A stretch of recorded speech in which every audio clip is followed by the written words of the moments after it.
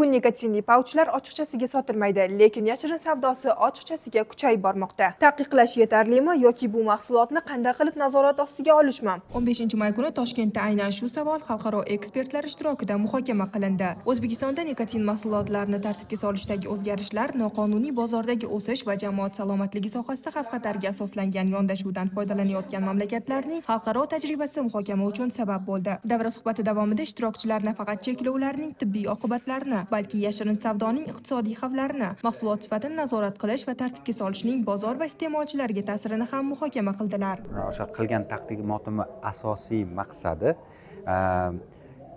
sigaret, an'anaviy sigaretni qanchalik xavfliligini va bizdagi mavjud nosvoyni reglamentlashtirilmaganligi, ya'ni uni standarti yo'qligi va уже qaramligi bor odamlarda nikotin pouchlar ozroq zarar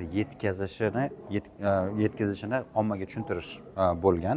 Ha, nikotin pouchlar zarar, lekin agar siz sigaret chekayotgan bo'lsangiz, sigaretdan nikotin pouchga o'tish ancha xavfsizroq. Buni legallashmaganimiz bilan bu bozorda yo'q deya olmaymiz-ku. Buni haligi men taqiqlasam bu narsani hal qilaman deb turib ko'zimizni yumib olyapmiz xolosda. Taqiqlaganimiz bilan bu narsalar yo'q bo'lib qolmayapti. Taqiqlaganimiz bilan bu narsalar qora bozorga kirib ketyapti. Qora bozorda nazorat qilib bo'lmaydi. Nazorat qilmagan joyingizda sifatini tekshira olmaysiz.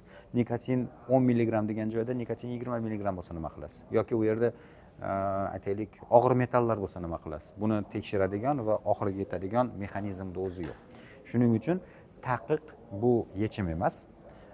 Nazorat va kuchli o'sha nikotinga qarshi immunitet paydo qilish shu yechim. Tadbir davomida e'lon qilingan ma'lumotlarga ko'ra, bugungi kunda Shvetsiyada chekishning kundalik darajasi 3,7% ni tashkil etadi. Bu dunyodagi eng past ko'rsatkichlardan biri hisoblanadi. Respublikamiz bojxonachilari tomonidan joriy yilning o'zida demak noqonuniy tamaki bilan bog'liq aniqlangan holatlarga agar e'tibor qaratadigan bo'lsak, ahamiyat bering, salkam 41 milliard so'mlik 1,320,000 quti tamaki mahsulotlari, shu jumladan bugun o'sha eng ko'p muhokama qilinayotgan elektron sigaretlar, sinuslar, veplarning noqonuniy olib o'tilishining oldi olingan. Agar bu raqamlarni biz o'tgan yilni to'liq o'zi bilan taqqoslaydigan bo'lsak, o'tgan yilda ahamiyat bering, butun yil davomida 55 milliard so'mlik.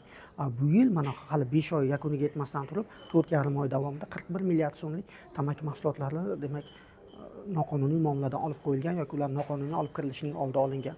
Umuman joriy yilning o'tgan davri bilan o'tgan yilni mana shu davrini taqqoslaydigan bo'lsak, tan olish kerak, noqonuniy muomaladan olib qo'yilgan tamaki mahsulotlarining miqdori 2,5 barobarga oshgan. O'zbekistonda tamaki mahsulotlarini noqonuniy muomalasini oldini olish, xususan turli noqonuniy yo'llar bilan mamlakat hududiga olib kirilishining oldini olishga qaratilgan tizimli va keskin chora-tadbirlar o'zini samarasini beryapti va tamaki mahsulotlarini rasmiy importi o'sishiga ham xizmat qilmoqda. Agar rasmiy importga qaraydigan bo'lsak, 2025-yilda salkam 120 million dollarlik tamaki mahsulotlari demak qonuniy import bo'lgan va bu 2024-yilda bu ko'rsatkich 93 million dollar atrofida edi. Yoki 2026-yilning hozirgi yil boshidan hozirgi davrga qaraydigan bo'lsak, qonuniy import o'tgan yil shu davr bilan taqqoslaganimizda 46% ga oshgan. Ishtirokchilar mahsulotlarning noqonuniy aylanishi, yashirin bozor tufayli iqtisodiy yo'qotishlar va sohani yanada shaffof tartibga solishning mumkin bo'lgan mexanizmlariga alohida e'tibor qaratdilar. Muhokama davomida taqiqlovchi choralar har doim ham iste'molning pasayishiga olib kelmasligi, lekin kontrabanda va norasmiy bozorning o'sishiga hissa qo'shishi mumkinligi ta'kidlandi. Kuchli taqiq qora bozorni kuchaytiradi, aqlli tartibga solish esa nazoratni qaytaradi. Mutaxassislar bugun aynan shu muvozanatni topish kerakligini ta'kidlashdi.